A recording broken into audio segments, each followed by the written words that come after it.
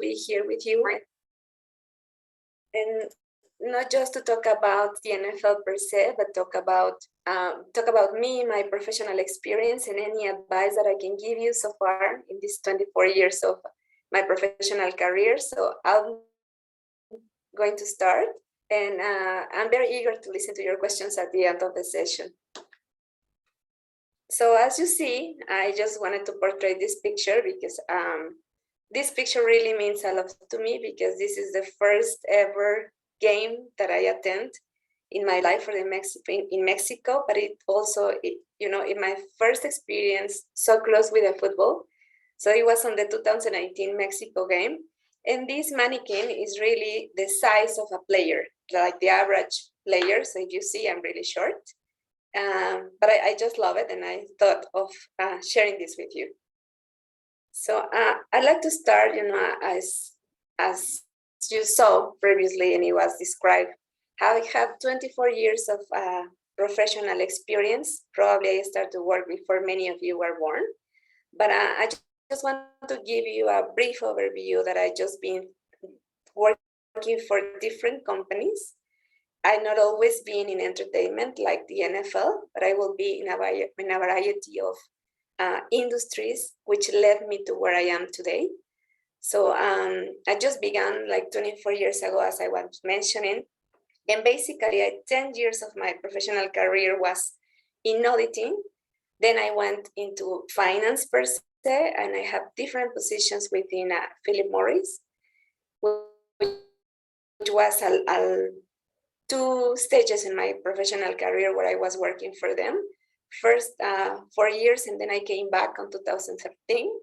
And then I have another positions as a controller and senior controller of the Gap, the brand, and Old Navy, which is part of the group, started opening new businesses in Mexico. And I was honored to help them with the opening of the initial stores. And then finally in 2018, I was hunted to be working for the NFL, which currently I'm working on, as you know. Very happy and very thrilled with all the challenges ahead of me. As a brief summary, my experience is not only in Mexico. I work international with these companies. I have different assignments working for international, as I mentioned. I worked for a couple of years in Brazil with an SAP implementation, which is an ERP that many of you may know. I work across all Latin America, and I have a few assignments in Europe and in USA. I worked for a year in Peru as finance manager. I work in Switzerland as in a treasury project. And as you saw, I have a background for different industries. I went into consumer products, manufacturing, retail, and all of that helped me just to go with the role I have, because the NFL is all of those together. So really it's a combination of all. So I would like to just give you more detail of what I do now. I'm the finance director of the NFL Mexico for the NFL Mexico operations. I report into NFL International, so it's the NFL Domestic, which is in the US, and the headquarters are in New York. But I reported into the international segment, which is based in the UK. So why in the UK? Because the first international game held for the NFL was done in the UK. So the international offices established some operations in there. So when the NFL started to grow internationally in different offices, the UK took responsibilities for all the offices outside of the domestic US.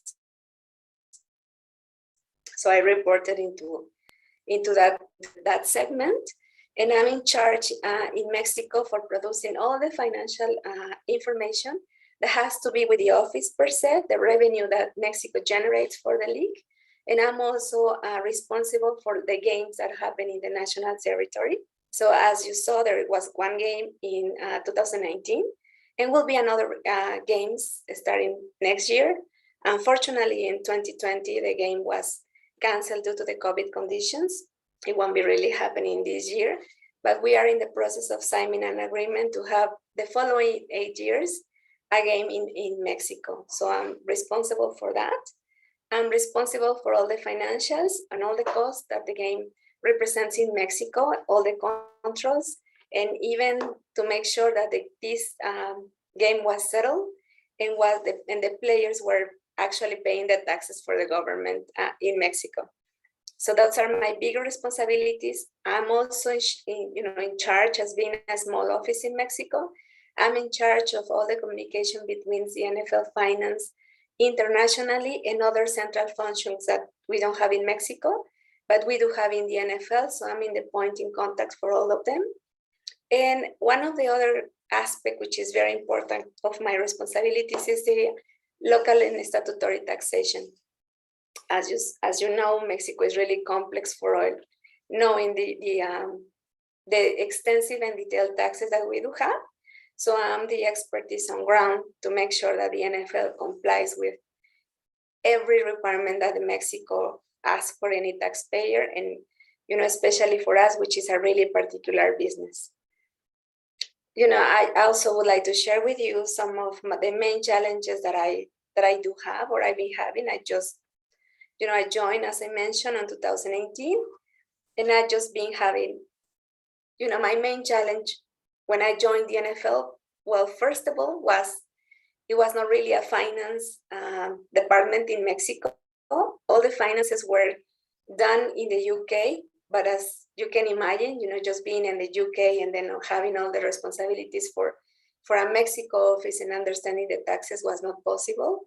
So I was in charge of making sure that the finance function was established in Mexico, was all the processes were held back in Mexico, and hire my own staff and make sure that the office correctly complies with the statutory taxation piece. The other one really big challenge that I've been having across all these 3 years and a half is probably that in 2018, a game in Mexico was canceled due to the conditions of the Azteca Stadium field. And I was in charge of making sure that this game was relocated to a different stadium. And I had to make sure that all the cost and all the management was done properly in order to ensure that a game was relocated and was no disruption in the season. I'm also working on a huge VAT recovery that involves several $1 million. And currently I'm working on an ERP implementation as part of my background, which I had experience on. So this is a huge project for this year. So as you can see, these 3 years and a half have been nonstop, different things, learning a lot, and just producing as much as I can and being a part of the league.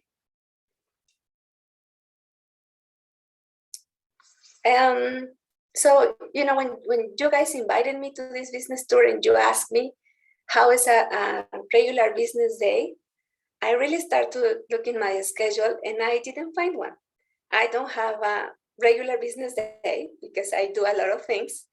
The office, in Mexico, we are 14 people. It's a very small office. So we have to do everything which is in our hands to comply with the operation.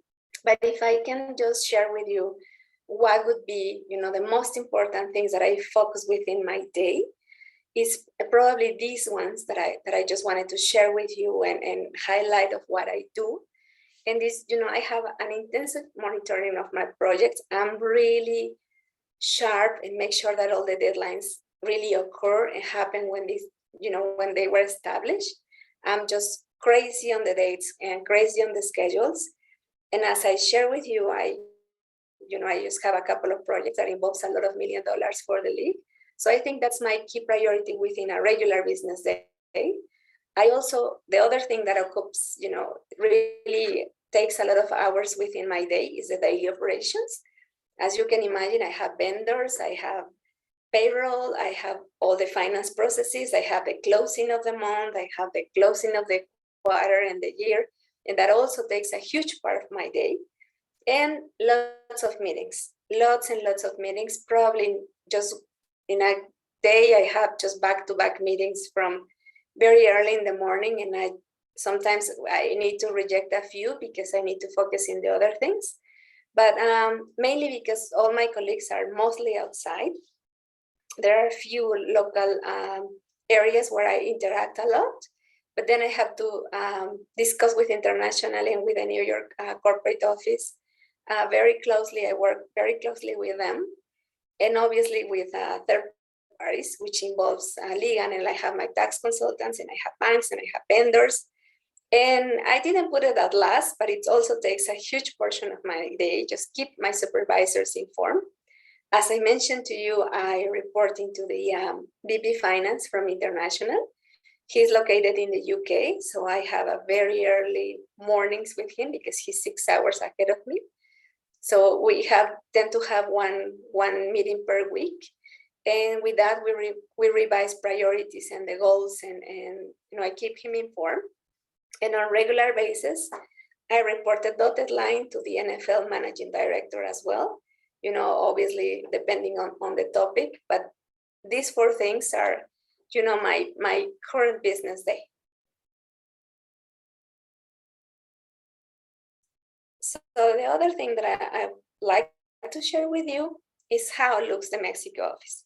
I haven't been in there due to the COVID restrictions since March last year, and we are not coming back until probably January next year. But if you ever go, we are located in Santa Fe, in Mexico City. We were neighbors of Disney, not anymore, but our offices are still in there.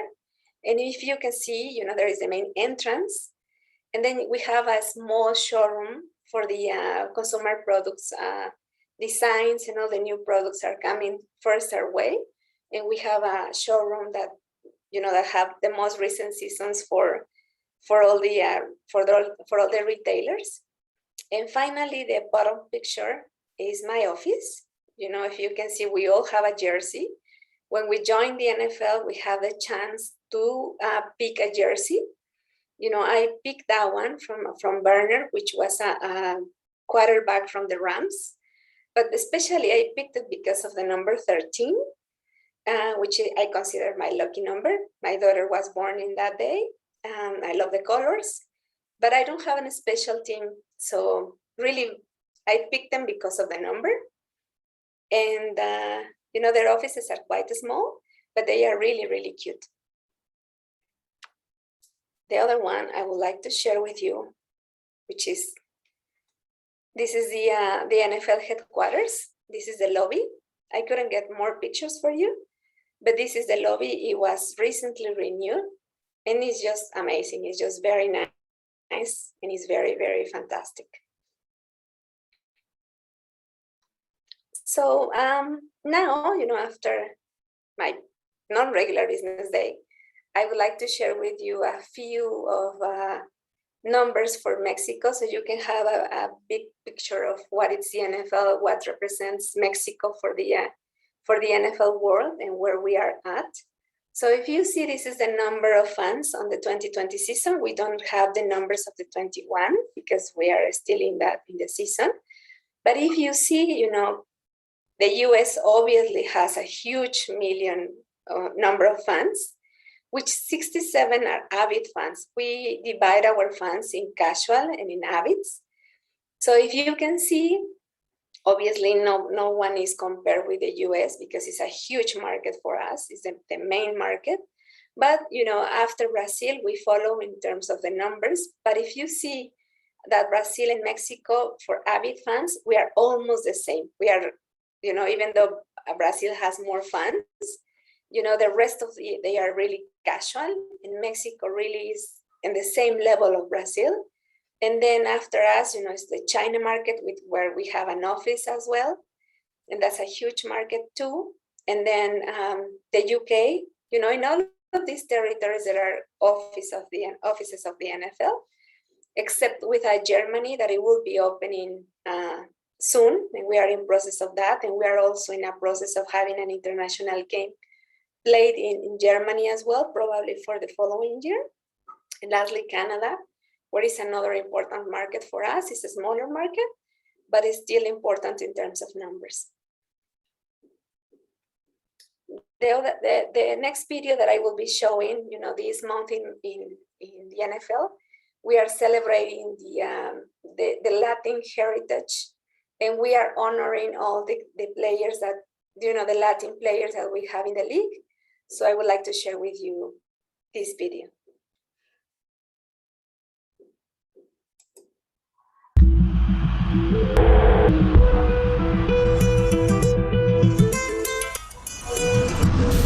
No sé cuál me voy, el ferro, el Porsche, la C3 o el Rolls Royce. El bote parqueado en San Croix, viviendo la vida como si se va a acabar hoy. Yo, tranquilo en la mía es que estoy. El Richard Zafiro, Dios más los bendiga, mis hijos no nacer otro como Floyd. La baby le llega, hay música, hay flow. Gaby, dímelo Rebol, ustedes saben ya. So I hope you like it. There is this initiative por la cultura called at the NFL. So this month, as I told you, we are celebrating. We have different initiatives across the league. And this is one of them. You know, Ozuna was invited to do this. Ozuna is a Puerto Rican singer. Probably many of you know them. And he's joining us for a few videos and a few initiatives that we have currently in the league. And then just talking about Mexico, and this is I would like to share with you, and many of you will tell me if these numbers are true. You know, in Mexico, just talking about Mexico, the NFL is the second favorite sport after soccer, obviously. We have these 48 million fans and 16 million avid fans, really people interested, really, truly. We are expanding our platforms. And we have much more numbers now to analyze. And you will see, you know, this is a huge sport in Mexico. We have the highest female penetration, not just in Mexico, but globally. And actually, Mexico really ranks very high on female. What we have found in Mexico, you know, is just not the highest penetration, but, you know, that it's a funny component probably for the females in Mexico, even though you know, the females know a lot about the game, they don't really tend to perceive themselves that they really know, you know, so it's a weird combination between avid and casual fans. But once we really analyze deeper, we know that the females in Mexico, they do truly understand the game and they are really fans from heart. The other interesting that probably is your the segment that most of you are, is a very young appeal, you know, even though the NFL has a long tradition, you know, for 102 years, you know, that's the time that the league has been established. There is a young appeal in Mexico. You know, 57% of the fans are under 35 years old, and the fans represent a higher income than the other average sports. You know, our fans tend to have more higher income, and then obviously this represents more sell for the consumer products where we sell licenses, and it's a very key and important component of that.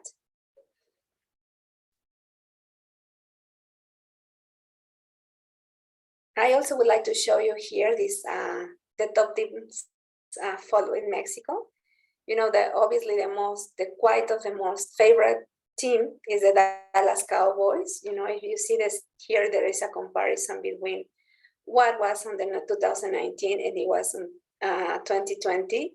And if you see the Dallas Cowboys, and especially the younger fans, really increase their fan base here in almost 5% compared to last year, followed by the New England Patriots, which actually had a huge incremental here compared to, they decreased because, you know, obviously they won in the last Super Bowl, and then, you know, they lost a few fans, but it's still popular in Mexico as a number 2.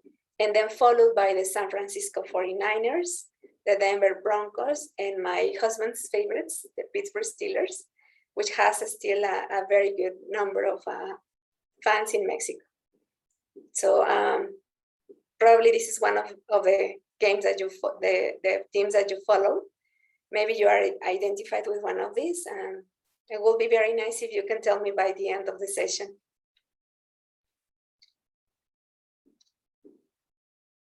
I'll show you these ones too, so you can see the mix of avid and casual fans.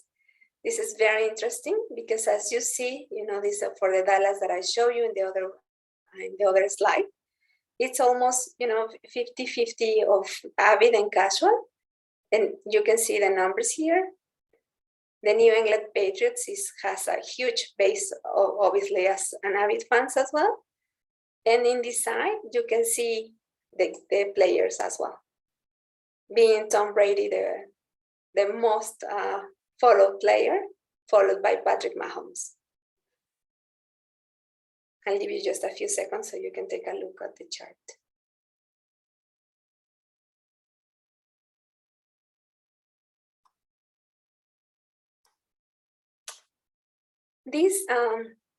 This chart will show you the trend on how our fans really consume the games. So if you see most of the television, at least in Mexico, is still being more popular. But this question was, how do you follow the games? And, most of them, they answer TV. And then some others, they say TV and computer. So that's the reason why this percentage are. So if you see in Mexico, we are still not there for the mobile devices. We are still very traditional.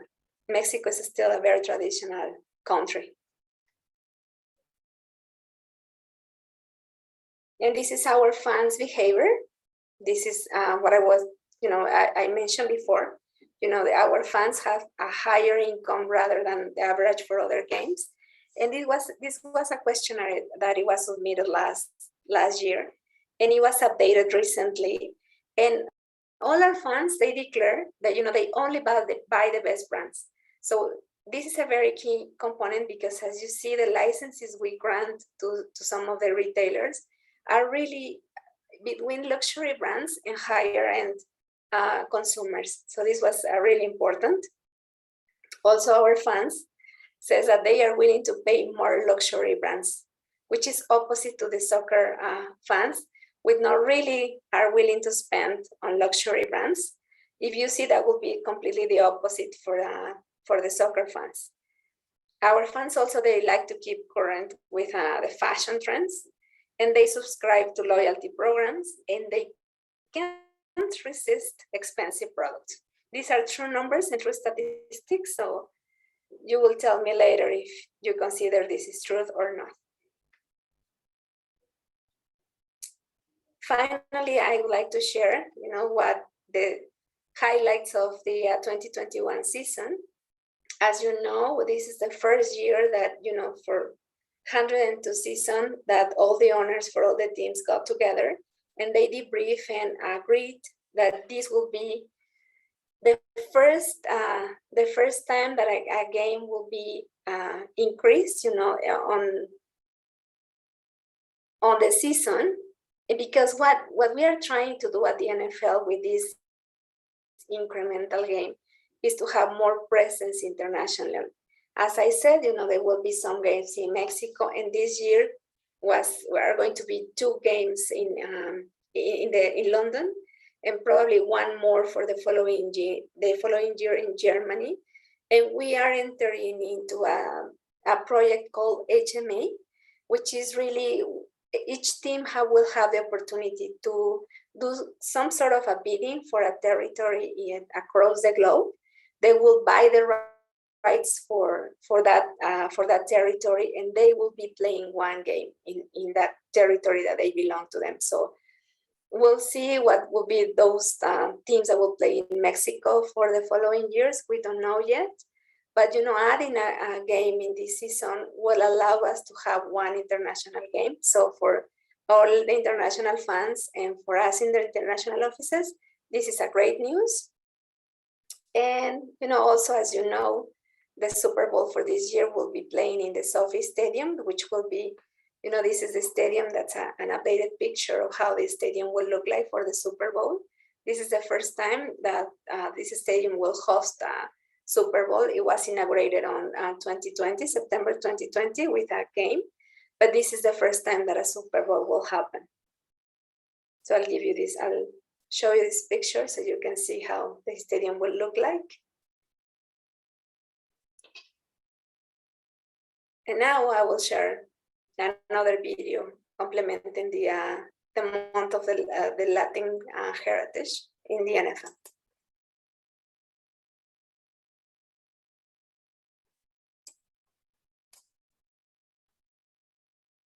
Out of the farmlands and barrios of America, young people of Latin descent, playing fields, brown colors, the numbers of their favorite players ironed onto their backs. These niños y niñas are ready to claim this turf as their own, a game where they are taught to sprint, run, catch, spin, leap, and celebrate all of life's possibilities, a game where every flag is created equal. So that, I don't know if you had a chance, but it was showed in the video, Isaac Alarcon, which is an Exatec, and he was hired through the International Pathway Program, as well as Alfredo Gutierrez, which was an Exatec. I actually asked this video because of that, but also there was Will Hernandez, which actually plays now for the New York Giants, that it was not really born in Mexico, but his parents were. So they are shown in the video, and we are really proud of just supporting those players. And through this international pathway, with the NFL is trying to look for for international players that can come to the NFL and play. Really, we are looking for some talent outside of the US, and I think it's having a great opportunity, especially for Mexico, because they see that we have talent out there, and then we have players, and fortunately for these two players are really doing a very good job currently, and they are in the roster of both teams, the Dallas Cowboys and the 49ers. So that's been a huge, an amazing opportunity, and know that we belong for the Latin community at the NFL. We felt really proud of having not just because I'm Mexican, but having Isaac and Alfredo down there and knowing that they are from the Tech is really makes me feel really proud.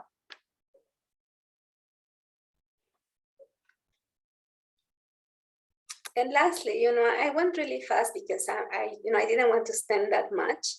Many of you know a lot from the NFL, but really I'm eager to hear from your questions. And I'd like to close this by telling you that, I was sharing with the guys early when I connected to the session that, in the NFL, one of the other things that I do besides all my responsibilities, I work a lot with the diversity and inclusion teams. And especially because at the NFL being a very male-dominated, probably industry, I'm working with them. I was hired and I was hunted. They want a girl to be focused on the numbers, not precisely with an NFL background or because I like football. So my message to you is that, regardless of the industry, just keep following your dreams. What you can dream, make come true. It doesn't matter if you are really expert on that field or in that industry, but if you really follow what you really want, it's true. So with this, I'm stopping. I'm making a pause, and I would really like to hear your questions. And thanks again for inviting me. Thank you so much for talking to us about this. We have a few questions that the audience has asked and they want to know. So Juan Pablo asks, as a student, how do we prepare to work in the NFL in the area of finance, and what recommendations do you have for us? So really, it's a very good question, and you don't need to be a fan of the NFL, so you need to be a fan of finance. As you see, the NFL may appear like it's an entertainment, but it's a lot of industries together. Like if you see, we have the consumer products on one side, we have the media in the other side. So it's kind of, for the retailers, there is a component on manufacturing. So you really understand the manufacturing processes. And then you have to understand marketing because of the media. And then we have another segment, which is a sponsorship. And there is a sales, more type of expertise. So if you really desire to work in finance, so you really have to focus in a lot of industries, because the NFL comes all this together. It's not just entertainment, but it's, it's a complex business to understand because it has or includes a lot of areas.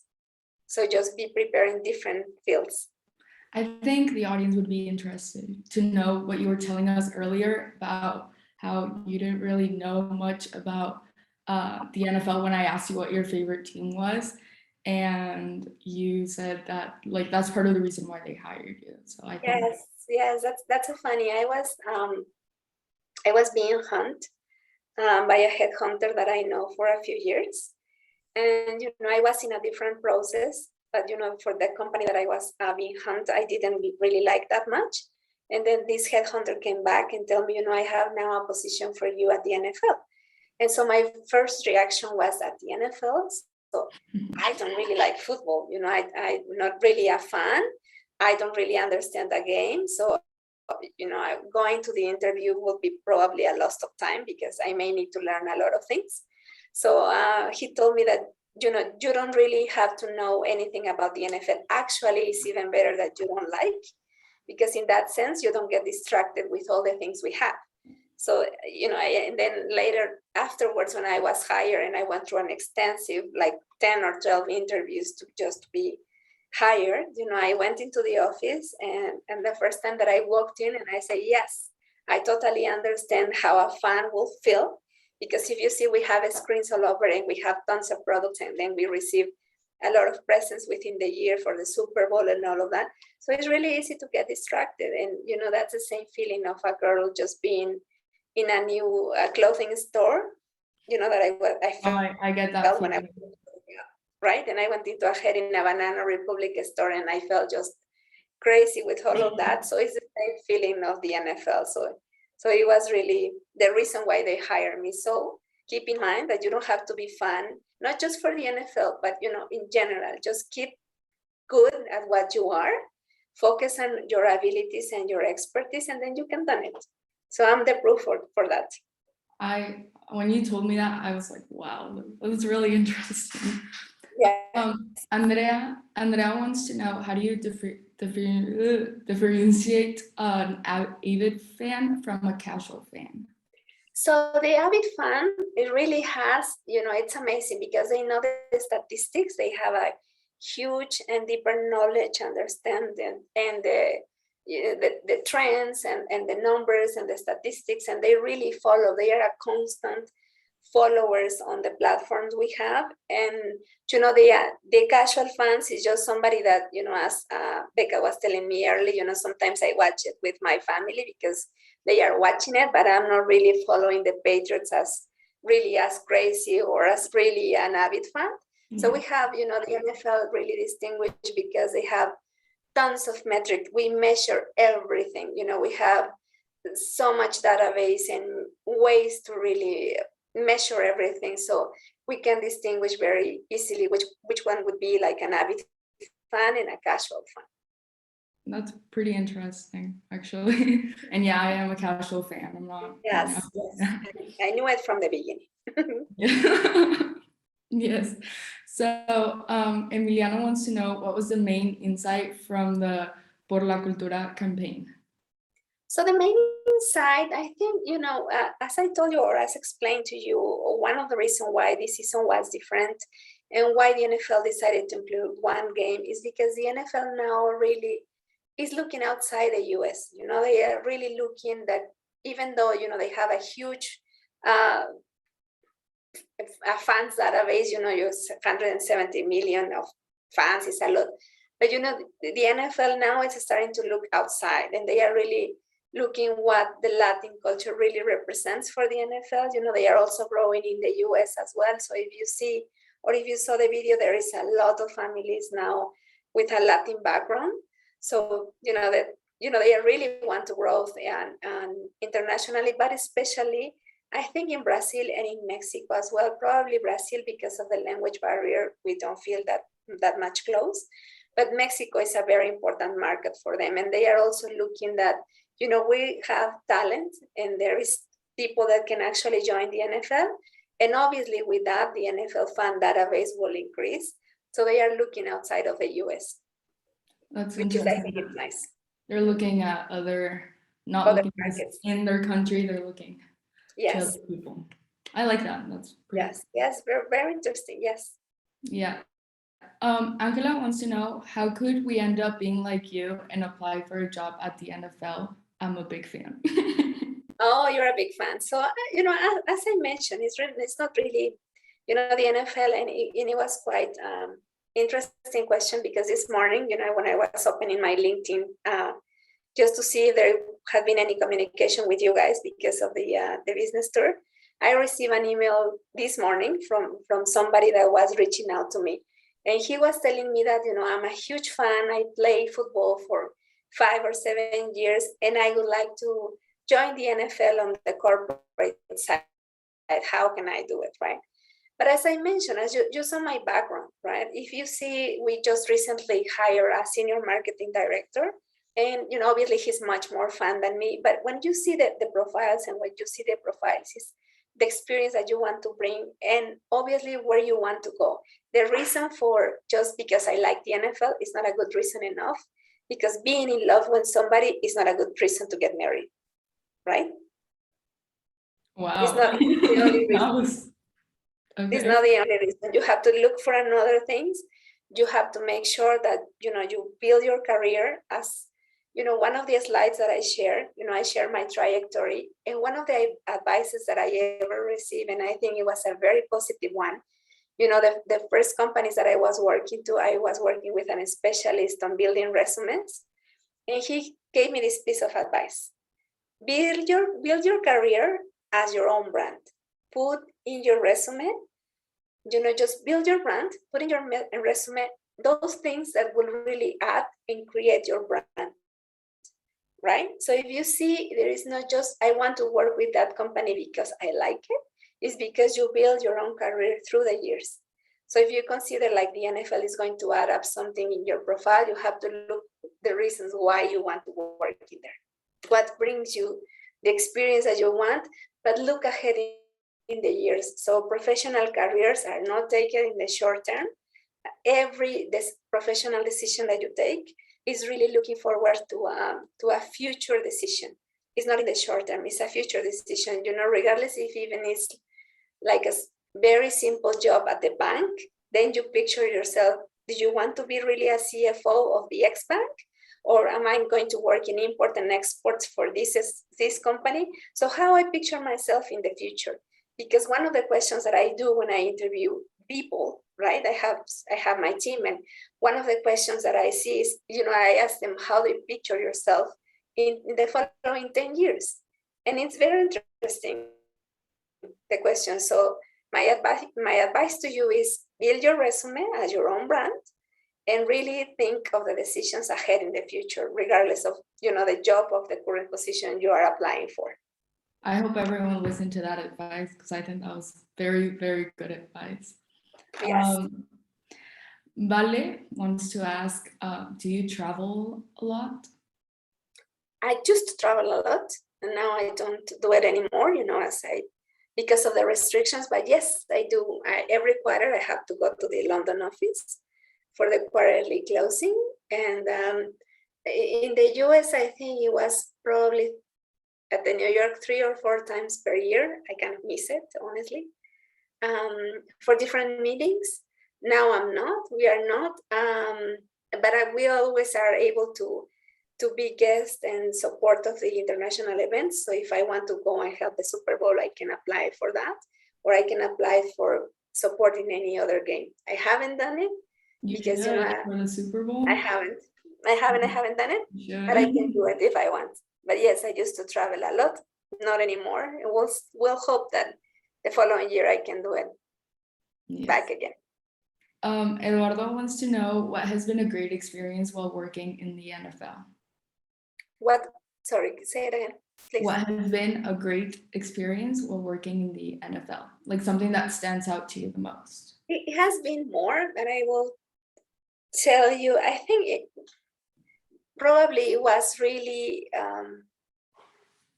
they say they gave me my baptism with fire.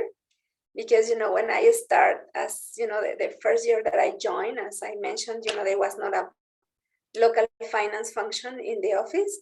So it was a crazy year trying to put everything under control and hire staff and, making sure that the office was running. And when I finally felt that I was settling down with all the things that I wanted, Then, I was ready for my first game, held in Mexico, being prepared, understand how a P&L for a game would look like, which is a different P&L, and understanding all the components. And then, the game was canceled because of the Estadio Azteca was not in, the field conditions were not there. And I think one of the most rich experiences that I never thought I would have is just this game cancellation. I was amazed by knowing how the NFL can just switch one event, that one event that it was planned within a year ahead, that they switch into a different place within a few days. So it was a tremendous learning for me, just seeing how a company can react and have a business continuity plan that probably sometimes you hear like a theory and the companies they do have. But when I saw it in place, it was an amazing. And then I really became fan of the NFL, and I became fan, not for a team, I became a fan for the NFL because I was able to see how the leadership was displayed, how the leaders for the NFL, for the international react, how we became a team, how we are strict on the security measures. I remember it was the Referees Association that they go when, before a game happened, and this is a standard procedure, they came into Mexico to see the field conditions, and they were looking into the field. And, when they do the testing and they said, this field doesn't comply with their requirements and with the height that we need. So the game will not happen, right? So, and I thought honestly, a kind of a Mexican, probably 2 centimeters or 10 centimeters are not that much. We are not going to be canceled. And when the NFL said, yes, we are very strict, this field doesn't have, the qualities we are expecting. And then I saw all this mechanism work and all this transfer to LA and, just negotiating with Televisa for the cancellation. It was really amazed to see, the leaders' reaction.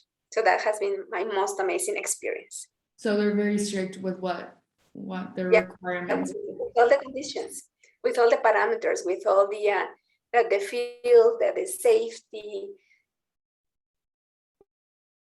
I don't know if you ever had a chance, so if you ever had a chance, when the NFL started to bring the local games in 2016.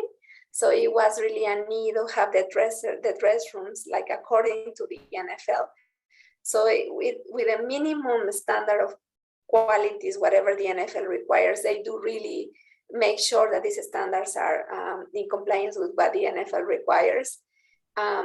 It's really outstanding. And the other thing that, got me really amazed to see the leaders. I remember the managing director of the Mexico office, I really admire in that moment because he was feeling a lot of push from the press, from the angry fans that they were not really happy because of the game was canceled. And, just seeing my boss reacting the way he was and just being composed, for, attending the media, attending the fans, and just being calm, I think, make the NFL an excellent way for leaders. Okay, that was very interesting, actually. I like it. And I think to finish this Q&A segment, Daniela wants to know, which player would you like to meet? I forgot the name. I met one. I forgot his name. I doesn't have it in the top of my head. I will show you later, but it was this kid playing for the Jacksonville Jaguars. Like we have a tournament called Play 60, which is really a flag football. I don't know, in Spanish it's tochito. We support that. And this player with 21 years old came to Mexico. We were at the Politécnico Nacional. And, I became fan of him because, the way he was really interested on how the kids' culture for sport was. So it really, he made me think of not just the players, they have a huge impact on children, right? So I think I'm fan of him, but we are not allowed to be fan of anyone. All the teams own own the NFL. The 32 teams are the owners of the NFL. So I work for all of them. So I really doesn't have any particular interest for anyone. I work for all of them. Did you lose me? You're a fan in secret. I think that wraps up our Q&A. And yes, thank you very much. Thank you, guys. Thank you. Thank you, Ms. Sanchez, for sharing with us your experience working at NFL Mexico. It's truly a one-of-a-kind experience to have the opportunity to talk to you about this work dynamic and really understand how corporations such as the NFL work inside out. I would like to thank you on behalf of the whole Tec de Monterrey community for taking time off of your busy schedule to share with us your experience through this online conference. Thank you so much. Thank you, guys. We'd like to deliver you this digital recognition for your participation in today's conference. From all the BGV community and Tecnológico Monterrey, we thank you for your contribution to the very first edition of the Business Tour by SAPGV. Thank you so much. Thank you. So the experience we have had so far has been amazing, and I hope you're really loving the business tour just as we do. Remember, this is your chance to expand your job possibilities by identifying what are your passions and about how to make these passions to a job, because choosing a bachelor is so much more than just a degree. We hope you enjoyed this 4th day of the business tour, and we're really excited to share with you our last stop. Renato, if you can tell us.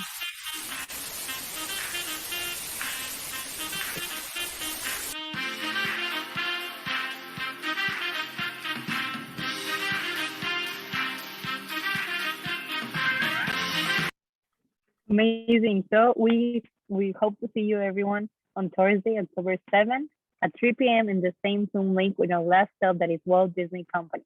See you next Thursday in the same schedule. Don't be late. Thank you for coming.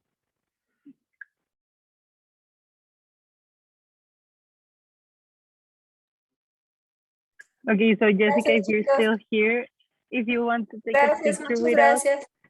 Gracias. For sure.